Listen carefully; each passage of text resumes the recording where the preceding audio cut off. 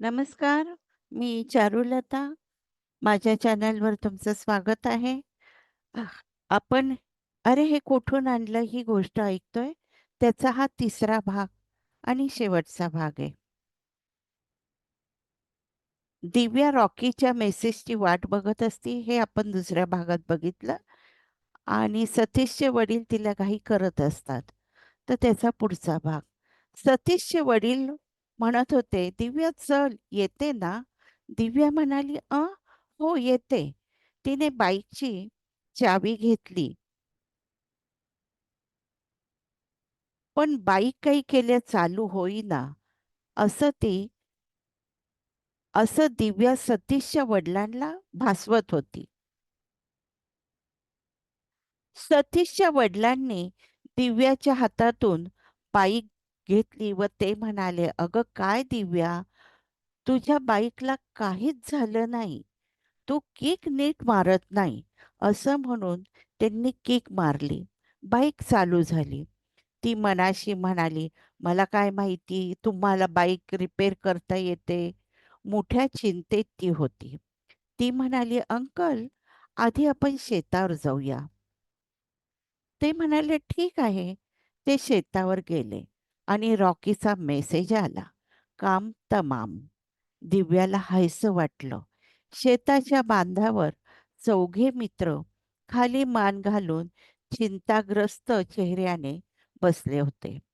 सतीशच्या बाबांनी विचारले, "काय झाले?" ते चौघ जड अंतःकरणाने म्हणाले, "काही नाही." सतीश म्हणाला, "घरी जाऊन बोलू." सतीशच्या बाबांच्या लक्षात आलं, दिव्या इथे आहे म्हणून हे काही बोलत नाही. आणि दिव्याच्या पण लक्षात आलं, आपल्या देखत यांना बोलायचे नाही.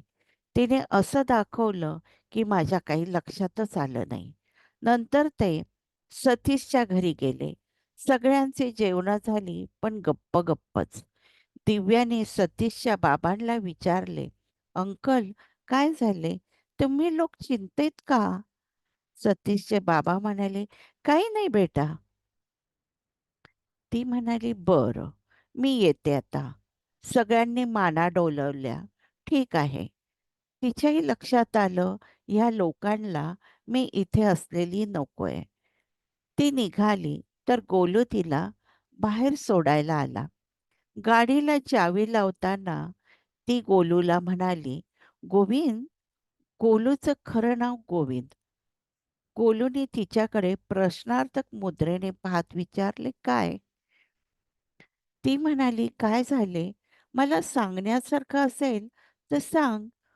गोलू म्हणाला, "अगं काहीच झालं नाही, तर तुला काय सांगणार?" ती म्हणाली, "ठीक आहे, काही झाले नाही. नाहीतर मी काहीतरी मदत केली असती." पुढे ती गोलूला म्हणाली, "तू हेल्मेट आणलं का? मला पाहिजे होतं. मी आणलं नाही. मला बाजारात फेरफटका मारायचा आहे." तो म्हणाला, "हेल्मेट घेऊन जा, पण खूप रात्र झाली, तर बाजारात नाही गेली तर? मी उद्या तुला घेऊन जाईन." ती मनात म्हणाली, "मला फिरायला नेण्या एवढा तुझ्याजवळ वेळ तरी आहे का?" पण ती म्हणाली, "ठीक आहे." तिने हेल्मेट घातलं, गाडीला किक दिली. ती जी निघाली तिथून, ती थेट मुंबईला पोहोचली. तिचं मुंबईत महत्वाचे काम होते. ते उरकून ती 2 दिवसांनी परत गावात आली. सकाळी ती सतीशच्या घरी होती. ते 4 मित्र पण होते. बाहेर जीप गाडीचा थांबल्याचा आवाज आला. 4 पोलीस, 1 इन्स्पेक्टर उतरले. गाडी सतीशच्या घरापुढे थांबली. त्या पाठोपाठ माणसांची ही गर्दी.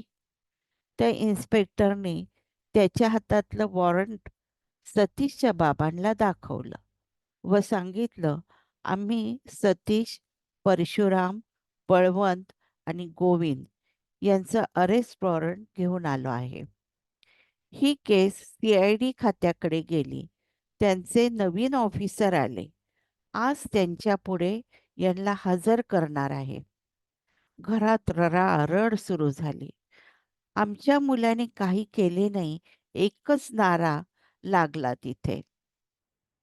दिव्या त्या मुलांना व त्याच्या आई-वडिलांना परोपरीने म्हणत होती, "काय झाले ते मला सांगा, मी मदत करीन." पण कोणीही तोंड उघडायला तयारच नाही. त्या चौघांना पोलीस गाडीत घालून निघून गेले. त्यांच्या पाठोपाठ त्या मुलांचे आई-वडील मोटरसायकलवर गेले. त्या घरात दिव्या एकटीच राहिली होती. तिने घराला कुलूप घातलं व ती पण निघाली. पोलीस चौकीत त्या चौघांना आणले. त्याला बराच वेळ झाला. सतीशचे आई-बाबा व इतर मुलांचे आई-बाबा म्हणायला लागले, "कुठे सी-आय-डीचे लोक?" तिथल्या पोलिसाने सांगितले, "आज तुमच्याच केसविषयी डिस्कशन चालू आहे. येतील साहेब बाहेर येतील." थोड्याच वेळात कॅबिनचं दार उघडून साहेब बाहेर आले आणि सगळ्यांची बोलती बंद झाली. सगळ्यांचे आ वाजले गेले. भानावर येऊन सतीशचे बाबा म्हणाले, "दिव्या तू?" ती म्हणाली, "हो, मी सी-आय-डी क्राईम ब्रँच ऑफिसर दिव्या श्रीनिवास इनामदार." सतीशचे वडील म्हणाले, "तुम्ही तर इथे अभ्यासासाठी आले होते." ती म्हणाली, "अंकल, आधी तुम्ही मला आहो-जाहो करणं थांबवा. मी तुमच्या केसच्या अभ्यासासाठी आले. बरेच दिवस झाले केस सॉल्व्ह होत नव्हती, म्हणून मला यावं लागलं." सतीशचे बाबा म्हणाले, "अगं पण अगं पण जे काही झालं ते चुकून झाले." दिव्या म्हणाली, "अंकल, चुकून घडलं त्यांच्या हातून मला मान्य आहे. ते अट्टल गुन्हेगार नाहीत. पण फार मोठा गुन्हा घडला आणि त्याचे पुरावे माझ्याजवळ आहेत." सतीशचे बाबा म्हणाले, "कसले पुरावेत तुझ्याजवळ?" दिव्या वस्तू आणण्यासाठी कॅबिनकडे गेली. तिच्या पाठोपाठ रॉकी गेला व म्हणाला, "मॅडम, आपण चौघांना वेगवेगळे करू. बघू कोणी माफीचा साक्षीदार होतंय का?" दिव्या म्हणाली, "कोणीही होणार नाही. कारण ते फार जीवाभावाचे मित्र आहे. गेले तर चौघही फाशीला जातील. एकमेकांना वाचवायचा प्रयत्न करणार. ते काही अट्टल गुन्हेगार नाही. चुकून त्यांच्या हातून गुन्हा घडलाय." दिव्याने सुरी, ग्लास, कुलूप, हेल्मेट चारही वस्तू दाखवल्या आणि म्हणाली, "ह्या वस्तू मीच तुमच्या घरातून गायब केल्या. त्या गायब झाल्या तुम्ही लोक शोधत पण होते. हेल्मेट मात्र मी गोलूकडून घेतले. मी वस्तू गायब केली की मुंबईला जाऊन फिंगरप्रिंटसाठी देत होतं देत असे." पुढे दिव्या म्हणाली, "अंकल, तुम्ही माझ्याकडे आले ही सुवर्ण संधी होती माझ्यासाठी. मी तुम्हाला गोष्टीत अडकवलं. त्याच वेळेस पोलीस शेतावर गेले होते. चौकशी करण्यासाठी या चौघांना पोलीस चौकीत बसवून ठेवलं. बाकीच्या मुलांचे आई-वडील शेतात काम करत होते. ते संध्याकाळपर्यंत घरी जात नाही हे मला माहीत होतं.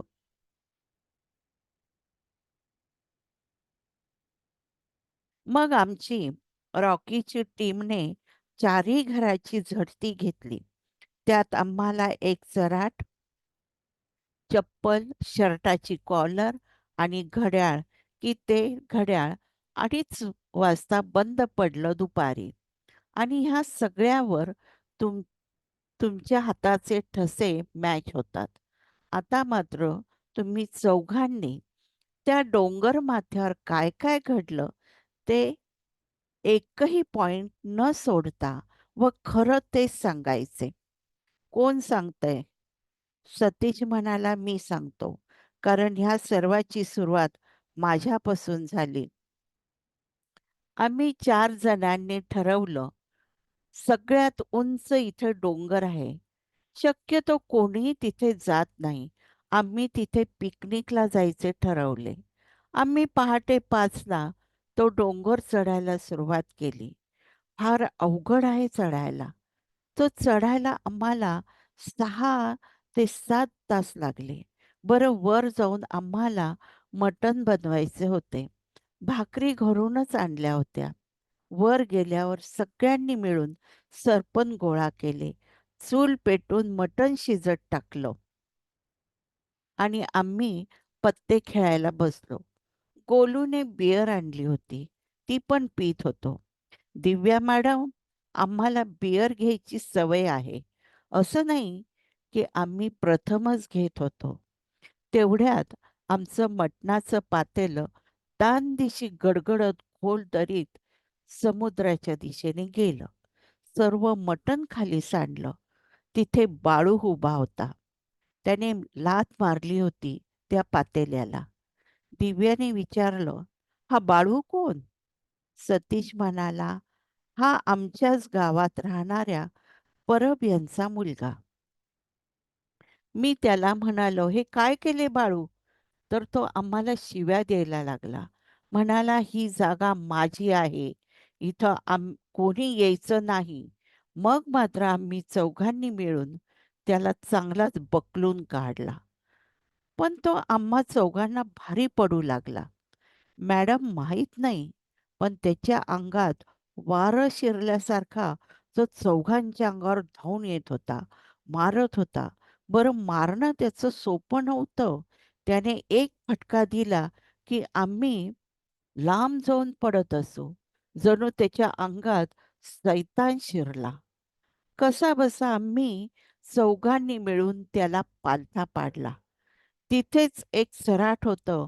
ते त्याच्या दोन्ही पायाला बांधले व कड्यावरून त्याला खाली डोकं वर पाय अशा अवस्थेत समुद्रात बुचकळले. परत थोडे वर घेतले, परत बुचकळले. असं आम्ही बऱ्याच वेळा केलं.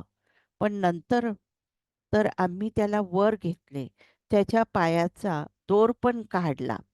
पण त्याच्या नाकातोंडात पाणी गेल्याने की काय त्याचा तोल गेला आणि तो कड्यावरून खाली पडणार हे माझ्या लक्षात आलं.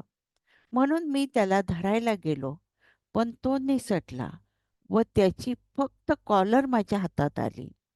त्याच्या चपला, चराट, कॉलर हे सर्व आम्ही समुद्रात फेकून देऊन पुरावा नष्ट करू शकलो असतो. पण आमच्या मनात ही बोचणी आहे.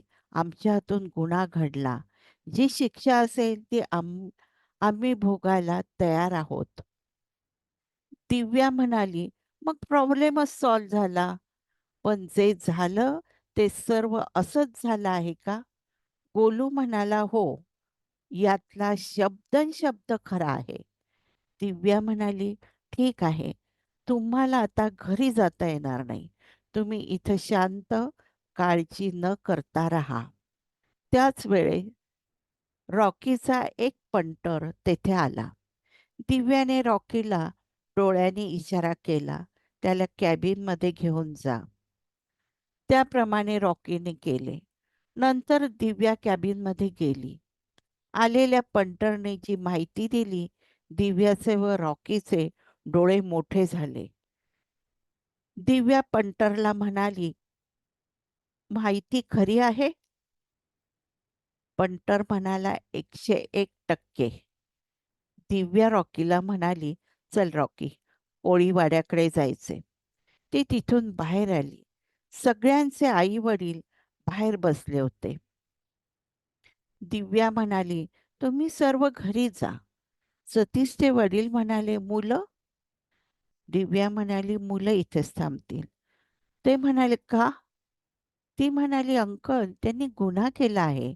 एखाद्याला उंचावरून पाण्यात बुचकळायचे हे अमानुष वागणं आहे." ते म्हणाले, "पण त्यांना इथे मारहाण तर होणार नाही ना?" दिव्या म्हणाली, "नाही, मी तशी सक्त ताकीद दिली आहे." ते अंकल रडत-रडत म्हणाले, "दिव्या, तू विश्वासघात केला गं आमचा." दिव्या त्याच्या जवळ गेली. त्यांचा हात हातात घेत म्हणाली, "मी तुमचा विश्वासघात केला की तुमच्या मुलाने? शेवटी काय आहे अंकल, माझेही हात कायद्याने बांधले गेले आहे. पण एक गोष्ट तुम्हाला सांगते, त्या चौघांना काही होणार नाही. माझ्यावर विश्वास ठेवा.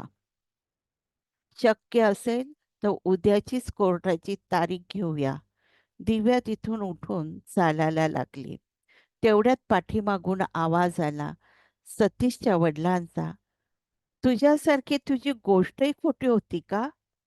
दिव्या थबकली आणि म्हणाली, "नाही अंकल, दिव्या खोटी आहे, पण गोष्ट खरी आहे." बुटांचा टक टक आवाज करत ती निघून गेली. दिव्याला 2 दिवसानंतरची तारीख मिळाली. ह्या 2 दिवसात तिला ह्या केसबद्दल बरीच माहिती मिळाली. ती ती खरी आहे की खोटी हे बघण्यासाठी तिची धावपळ चालू होती. अखेर कोर्टात केस उभी राहिली. केस सरळच होती, कारण त्यांचा गुन्हा त्यांना मान्य होता. त्यामुळे मुलांनी कुठलाही वकील घेण्यास नकार दिला. जज म्हणाला, "ही तर मर्डर केस आहे." दिव्या म्हणाली, "नाही जज साहेब, बाळू जिवंत आहे. बाळू व त्याची आई इथं हजर आहेत आणि मला हे कालच समजले. तो जिवंत आहे." बाळू जिवंत आहे हे ऐकल्यावर ते मुलं व त्याचे आई-वडील चाट झाले. जज म्हणाले, "बोलवा त्या दोघांना." विटनेस बॉक्समध्ये जज साहेबांना दिव्याने सांगितलं, "या चौघांनी सांगितलं बाळू समुद्रात पडला. तर मी मच्छीमारांकडे चौकशी केली. कोणी मुलगा सापडला का?" ते हो म्हणाले. बाळू ज्या घरात राहत होता, तिथे ते मच्छीमार लोक मला घेऊन गेले. मी त्याला विचारले, "तुझं नाव काय?" त्याने बाळकृष्ण धोंडीराम परब, पण सगळे मला बाळू म्हणतात. मी त्याला विचारलं, "डोंगरावर काय काय घडलं ते सर्व सांग." पहिले त्याने उडवाउडवीची उत्तरं दिली. पण रॉकीने त्याला पोलिसी खाक्या दाखवला. मग तो आला लाईनवर. आणि जे सतीशने सांगितले तेच बाळूने सांगितले. मग आम्ही त्याच्या आईकडे त्याला घेऊन गेलो. तिने जे आम्हाला सांगितले ते ऐकून माझी मती सुन्न झाली. तुम्ही त्याच्या आईच्या तोंडून ऐका. जज म्हणाले, "बोलवा बाईला." बाळूची आईने बोलायला सुरुवात केली. "नमस्कार साहेब, माझा मुलगा बाळू 9 वर्षाचा होता. त्यावेळची गोष्ट आहे." जज गरजले, "बाई मुद्द्याचं बोला." बाई म्हणाली, "साहेब मुद्द्याचंच बोलते. माझा नवरा मोलमजुरी करायचा. एक दिवशी तो खूप थकून आला होता. आमचं हातावरचं पोट. त्याने बाळूला 100 रुपये काढून दिले व सांगितले, "जा बाजारातून अर्धा किलो तांदूळ व अर्धा किलो डाळ घेऊन ये." बाळू गेला. थोड्या वेळात रडत परत आला. त्याच्याजवळचे पैसे हरवले होते. माझ्या नवऱ्याने त्याला लाथाबुक्क्याने तोडवला. मी मध्ये पडले तर मलाही त्याने ढकलून दिले. नंतर त्याने मुलाचं गाठोडं बांधलं आणि त्याला घेऊन त्या डोंगरावर गेला, की तिथे कोणीच जात नव्हते. मी पण त्याच्या पाठोपाठ गेले. बाळूला त्याने एका झाडाला बांधून घातला. तो महिनाभर त्या डोंगरावरच होता. त्याचा बाप मजुरीला जायचा, तेव्हा मी त्याला खायला घेऊन जायचे. भीतीनं पोरगं लई बारीक झालं. महिन्यानी त्याच्या बापानेच त्याला डोंगरावरून खाली आणलं.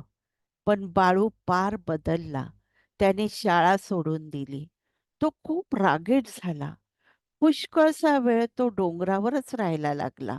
म्हणायचा, "डोंगर माझा आहे. तिथे कोणीही पाऊल टाकायचे नाही." तो डोकं फिरल्यासारखाच वागायचा. "साहेब, ह्या मुलांची चूक नाही. त्यांना शिक्षा नका करू." जज साहेब बोलले, "ते मी बघेन. बाळू, तू ये विटनेस बॉक्समध्ये. जे काही झालं ते सांग." सतीशने सांगितलं होते तेच त्याने सांगितलं. पुढे बाळू म्हणाला, "मी चक्कर येण्याचे नाटक केले. मला चक्कर आलीच नव्हती. कारण मी त्या कड्यावरून जवळ-जवळ रोजच उड्या घेत होतो समुद्रात. पण मी श्वास रोखून पाण्याच्या आत पुष्कळ वेळ राहू शकतो. या चौघांना धडा शिकवायचा म्हणून त्या दिवशी मी तसंच केलं. त्यांनी मला वर घेतले. मी तोल गेल्याचं नाटक केलं. पाण्याच्या बरोबर पण पाण्याच्या खालून पोहत गेलो व माझा मित्राकडे जाऊन राहिलो. पण दिव्या मॅडमने मला शोधून काढलेच. दिव्या कोर्टातनं बाहेर पडली. तिला माहीत होतं कोर्टाचा निर्णय.